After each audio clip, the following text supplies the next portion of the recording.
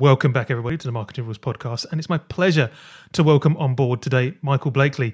I would imagine, Michael, that some people kind of tuning in today will probably know who you are and know about the kind of the business you run at the minute. But for the people who've been living under a rock for a few years, could you give us a quick kind of your CV, your resume? Talk to us about your background and tell us a bit about what you do now. I've not touched my CV in years. It'd probably look awful at this stage if I was putting it on. Great to be here. Thanks for having me, James. Michael Blakley, the co-founder of Equitas, so inclusive interview software.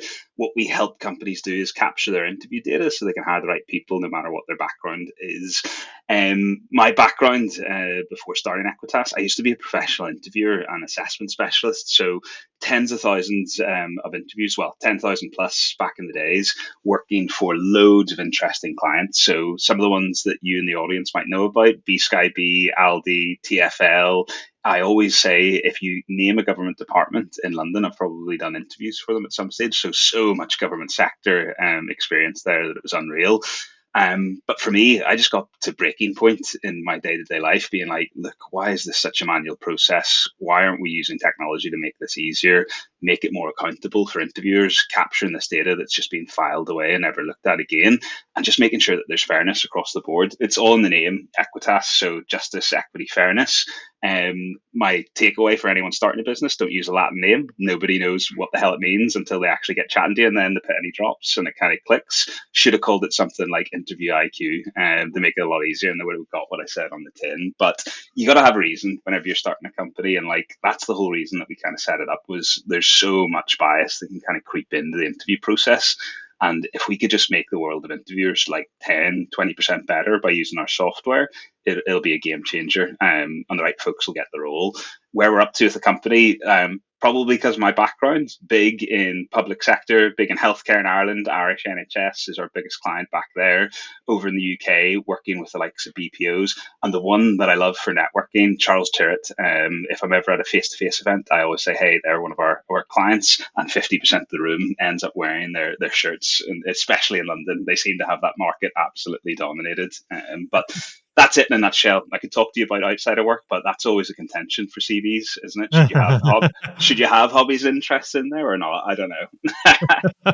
Well, I would imagine these days everyone's looking at your kind of just your social footprint as well, so they'll probably know if you're what you're into at weekends and things like that. Anyway, right? But I tell you what, then. So, based on that, on your kind of background and what you do, the whole kind of you know unbiasing the interview process must have been something that was sitting in the back of your head through those tens of thousands of interviews. And you must have been kind of like having that point where you're questioning yourself and realizing, well, maybe there is a better way to do this, right? That must be something you must have gone through. So I went through this arc whenever I was interviewing and hiring people. I started my career off at Aldi on their grad scheme, and some people used to compare it to like SAS, who dares wins, and only the strongest will survive, and who can ever throw the most hours will get there. And the piece of that role that I loved the most, because they were growing, was recruitment. And anytime you got it right and had folks coming into the store and like really delivering, you made everyone else's life easier. So whenever I left Aldi, I essentially said to them, hey, I can keep recruiting, interviewing for you, and finding you good staff. And at that stage, I didn't even know what bias was or the sort of stereotypes that I used to make. I remember one I always quote with people is early days. I was like, oh, Aldi's fast paced. People from McDonald's will be great because they are also fast paced. And this sweeping generalization that just didn't work because sometimes it was the worst employee from McDonald's coming across and applying. So at the early stage of the journey, and folks who haven't done a lot of interviews, they make these kind of mental shortcuts to try and like think, oh, this must be the right person, and make it a lot easier. And the ones I always quote when chatting about Equitas is affinity bias. So is this person like me? Have they gone to the same school, worked at the same companies? Have they got the same interests? Brilliant. I'll like them and they must be good in the role. Beauty bias, sometimes the most attractive person getting the role, even though they're not the most competent. Or accent bias can come in. Do they sound like me? Do they have received pronunciation? or not. And I learned those the more that I got into it. And the first piece of kind of anti-bias training, best practice and assessment I got was when I was working at B Sky B, and they had a really detailed training program before you could even do a single interview or a single assessment center with them as well. So that introduced me to like, oh shit, there's tons of biases that can creep into the process here.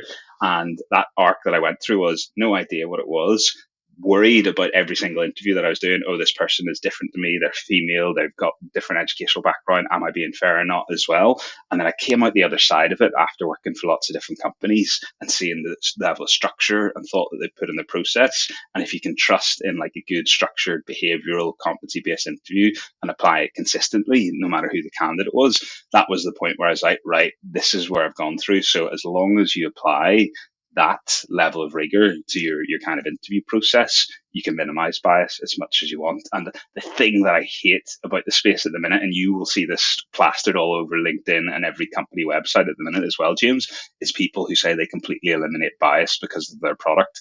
It's impossible. There's always going to be some level. If it's a human making decisions, they'll always, even if they mitigate for it, manage it, and have really robust processes, there'll always be a little bit that comes in.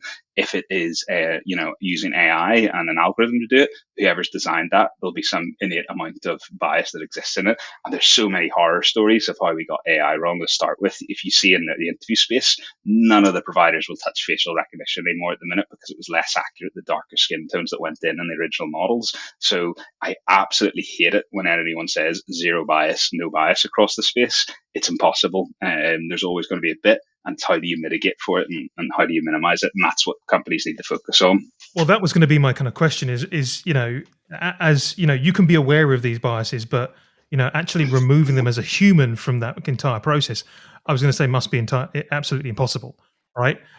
At the moment, yes. If someone gets there, they're going to build an absolute like $1 billion company if they work out some sort of model or algorithm that has like next to no bias attached to it as well.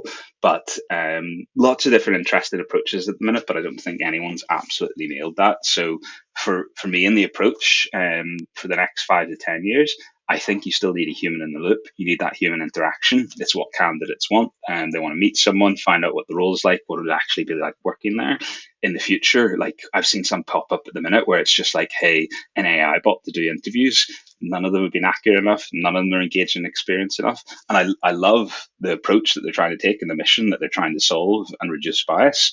But it's not what the market wants or needs just yet. At some point, it could flip and get the other way around where there's enough proof. But I've not seen anyone build it effectively yet and get good market adoption. So tell me about what Equitas does then, because I assume from listening to you, and I'm sure the listeners are doing the same, is it's a combination of technology and human all working in tandem, right? To do so, but talk me through how that would. Is it warning you as you're kind of going through the interview? Do you get kind of is like this is a flag or it flags and talk me through that. So it's really simple. So I always say it's auto cue for interview, and it's essentially what are the core behaviors or success criteria for this particular role. You can call it anything. Like every organization will have different terminology: behaviors, competency, values, strengths. As long as you know what good looks like and design really good questions and follow on probing questions around that, you can make an effective hire. So questions pop up in front of you, follow up probes, captures the audio, transcribes the text. That means you don't have to take notes and you can just focus on having an engaging conversation and making sure that you're asking good follow-on questions to get as much quality content out of the candidate as possible. And obviously a part of that's still going to be selling the role to the candidate and, letting them know what it's like to work there. And the flip side, for some difficult roles that you hire for, it's probably getting candidates stopped out. Whenever I used to work at Aldi, half the interview sometimes was me being like, do you know how hard this is? And saying, if you want to sit on a till, you can go work at Waitrose, you could go work at Morrison's down the road.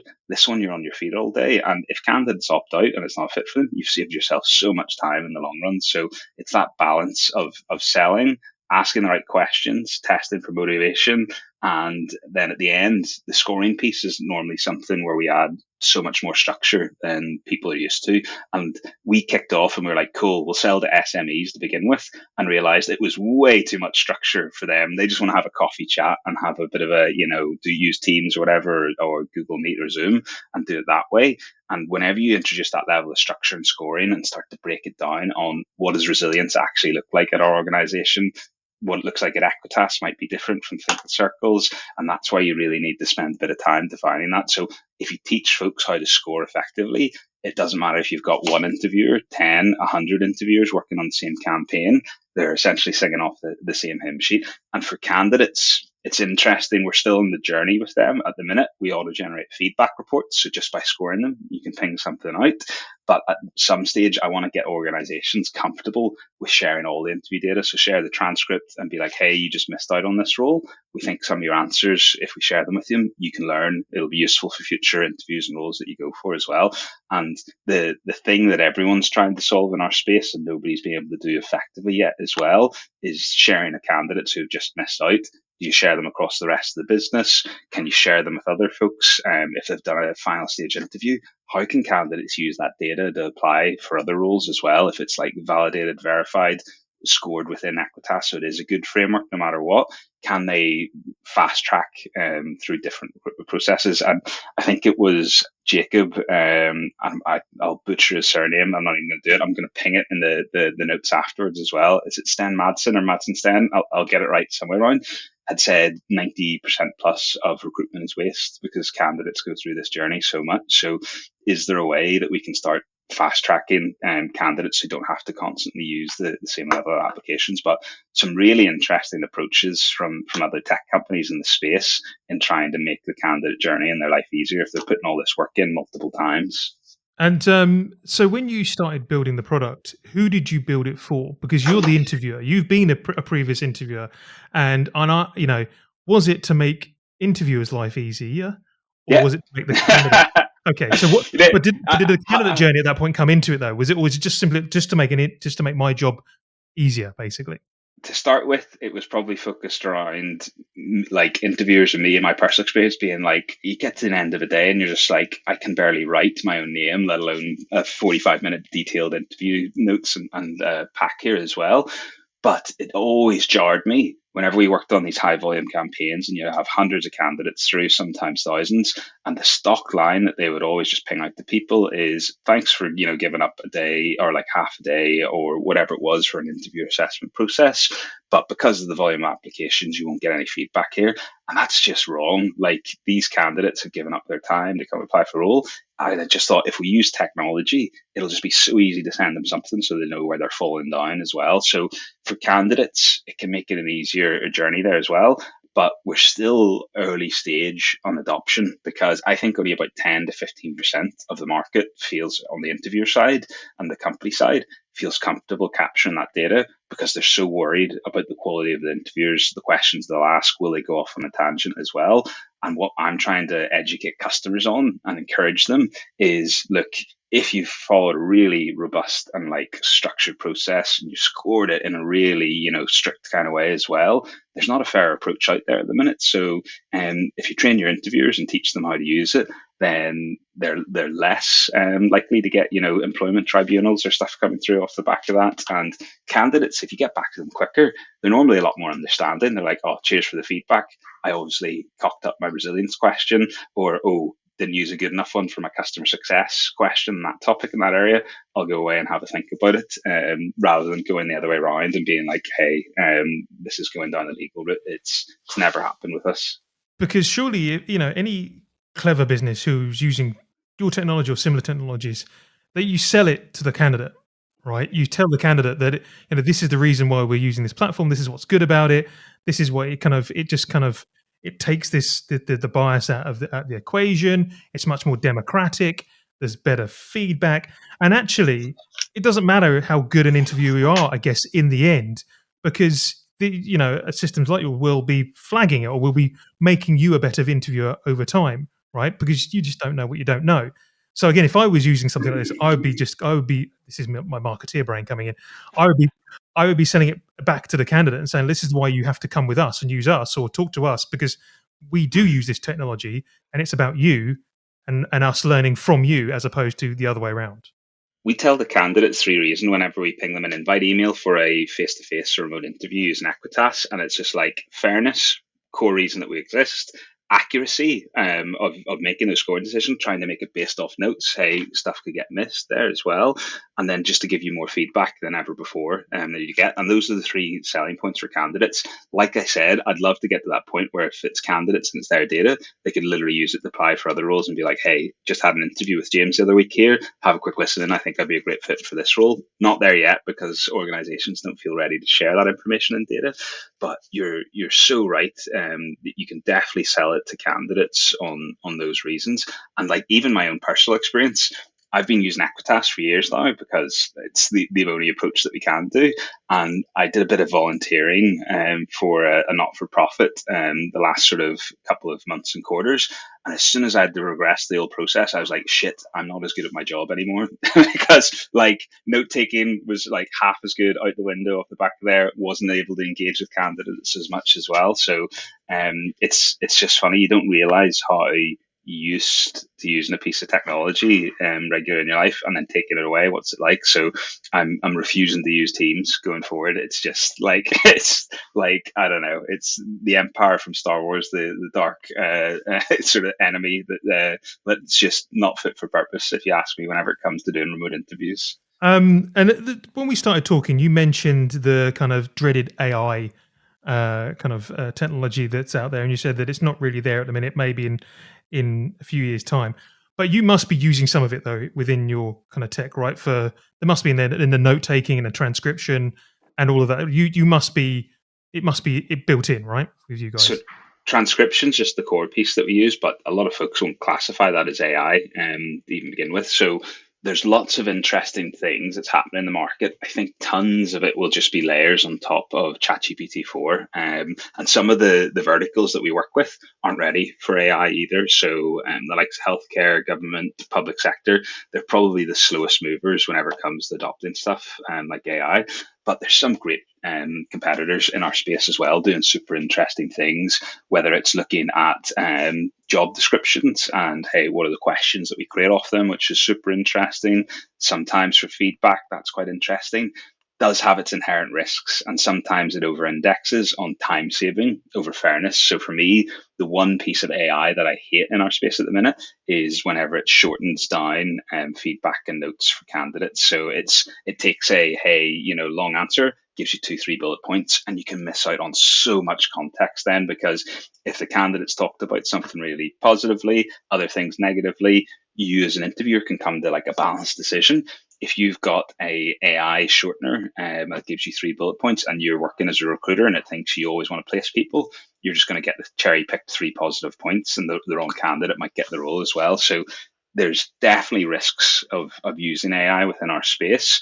And everyone who's trying to do something effectively will always try to test it for adverse impact. So folks that I always say to follow, and if you're ever building something in the space, chat to, are people like Andrea Wade over at iSims. Some of her talks around best practice and AI guardrails you need to put in, incredible. Martin Redstone as well over at PeopleBots, exceptional. You need to speak to the experts in the space whenever you're building here to make sure that you're not doing anything that's going to land you in some hot water in the long run. So we've talked about AI, but that's probably only just one of the kind of processes and futures of where the kind of interviewing process is going, right? Mhm. And I mean, you can tell us what, or not. You might not want to tell us what the future is kind of going to be at Equitas, but you know, where is this? Where is the interview process going? Right? Where are we going to be in 5, maybe even 10 years time? Right? What does the interview process look like then? Do you think? So for 5 years' time, I'm still leaning heavily on human in the room. That's the place where folks will add the most value across the recruitment process. And the quicker that you can get them there, from application, screening, sifting, online assessment, whatever you do, to actually speaking to them, means you're going to potentially win out on the best talent there. 10 years plus, I don't know. Like that's the one where everyone who's experimenting with those AI interviewers if it essentially flips at some stage and becomes more effective or a better kind of screen and it is super engaging as well, it could be interesting. The piece that I'm excited about, which is a little bit of a pivot that we've done recently, and we're starting to see a good whack of success, was whenever we were pitching our software, I'm like, look, this is the fairest, most structured approach, best practice way of doing interviews. And some organizations didn't always have the bandwidth to sit and teach all of their hiring managers how to interview inclusively, best practice way to do it. They're shorthanded and it wasn't solving their entire problem. So something we've started to launch now, and we saw some really big wins in the UK, is interview as a service. So providing people with expert interviewers as well. And there's a couple of elements to that which I'm really excited about because, hey, it gets us a closer relationship with our clients because we're providing expert interviewers, we're using our own technology as well at the same time, and then we're leaving it with them afterwards, which is great, and sort of filling that gap if they're short on hiring managers. And there's the two elements to it can sometimes be if they don't have the technical expertise in-house. So let's say they're hiring a big engineering team but haven't got their CTO for that particular part of the organization yet. Brilliant. We can get them expert CTOs in there to kind of do the interviews and make sure that it's landed well. From a fairness angle, an element, if you lack diversity within your team, we can get you a diverse set of interviewers at the same time to come in and deliver on that. And I'm in the tech space, so I always go back to that. But you chat to some heads of DEI, heads of talent, heads of recruitment, and if you pick, let's say, engineering teams, which are historically would be more male dominated as well, sometimes you have these female engineers doing tons of interviews across the board, which distracts them from their core part of the role. So it's if we can backfill some of that gap and help folks out if they genuinely do want to build diverse teams, it'll be incredible and it solves the whole problem for them until they get up to speed and make sure that they have a diverse team as well. And then within healthcare, what we're seeing tons of is international hiring as well. They've always had nurses, doctors, everything from really far afield. So I think that's going to keep growing because healthcare is growing 10% on year with an aging population across the board. And we just do not have the volume of people in the education system going through it. So they need to backfill with international talent, which is great because it gets them super diverse teams, but hard to navigate in Ireland and UK with like different legislation and everything that's coming through and still making an attractive place for people to come across and work. But that's definitely going to keep growing as well. And even if there is some, things are kicking off a little bit in the UK at the minute, the healthcare system won't stand up without them. Yeah. And an interesting point on that, which I asked a lot of people who are working in the diversity and equity and inclusion kind of space is it now seen as continuing to be as important as it was maybe a few years ago? Because it doesn't ever, because the trend in ED&I, it came out of nowhere, and then for a few years it was really, really important, but it doesn't seem to be, talked about as much now. And I'm just wondering what you see in this space around that. Well, there's the negative headlines and case studies that come out, isn't it? Microsoft literally cut all expenditure within there. Traces back to George Floyd in 2020. That's when a lot of commitments for promises were made. Some organizations followed through on, others didn't. I think we're going to see what happens 2025, 2026 in that the ones who deprioritizing it, what's the quality of talent that's going and working for them? What's the output off the back of it there? Because the research I always try to point people towards is Deva Pager, and it's really simple. She did some research in the US during a recession where companies were twice as likely to fail if they were biased in their hiring process or they failed to build diverse teams. So that's a key piece. One, McKinsey has done tons of research on all the benefits for it as well. But I think the ones who still prioritize it now are going to outperform 2025, 2026, and then will be a knee-jerk reaction from anyone who's kind of dropped it. But some of the biggest influencers in our space had heard the same messages that you'd heard, where it's just like, hey, deprioritizing, less on spending. But it's difficult because sometimes you see folks just trying to cherry pick one area that they want to focus on, where you probably need to approach it across the whole board. And last year there was an IHR conference, and this kind of sums it up when there's a misalignment on what candidates and what employers are prioritizing or focusing on. So I think employers, their top two focuses were gender and ethnicity was where they felt like they were underrepresented or they were most worried about discrimination coming in. And for candidates, absolute country mile, number one, like way out ahead of anything else, was age. And candidates were so worried about being classified as too old or too young to go and apply for roles as well. So it's hard to get right, and you kind of have to tackle it across the whole board with the processes that you build in. We're one small chunk of the puzzle whenever it comes to interviews. You need to make sure attraction's done well, sifting and online assessments done well, and even onboarding and everything beyond this, and making sure people felt included once you're actually building an organization. It's such a tough thing to get right. And any of the kind of verifying bodies, or at least some of the ones that I've seen, they always say to folks, hey, pick one area, pick this, pick that, just to try and get some results and get some sort of focus on it. It needs to be end-to-end approach, and that's really difficult for organizations to buy into. But some exceptional people in the space doing amazing things. But I think for products, the biggest knockback it will be the funding environment as well. So 2021, everyone going bananas, low interest rates, coming out of the back of lockdown when everyone was tech kind of focused as well. So a lot of folks were able to raise cash there. Market tightened at the back end of 2022 going into 2023. So companies who raised in around then, and that was when maybe DI focus was kind of coming to the fore. If they haven't had pure product market fit or got the profitability, they're probably struggling in the existing market. But I don't think that's DI alone. I think that's TA and recruitment as a whole.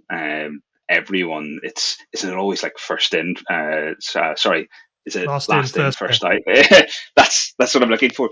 And like, it's mental. And if you talk to some people in the space who know more than me, Martin Mason was always an advocate for shouldn't be just TA, it should be end to end talent, so that you have different areas of focus. Okay, you might not get that same level of specialization for talent acquisition, but you're then joining up the whole journey. And anyone listening in, 100% check out what Martin's doing at Talent Mapper. You need to get him on the podcast after. He's absolutely exceptional and knows more about me than DI. We'll reach out to him. And being in marketing, we're well aware of last in, first out. So also same category. Michael, it's been an absolute pleasure. Thank you very much. As always, we'll include all of your details in the show notes. If anyone wants to know more about you, Equitas, and if we get a chance, we'll also include kind of some links to some of the kind of other people that we've mentioned during the podcast. But for now, thank you very much. Epic. Thanks for having me on, James. Absolute pleasure.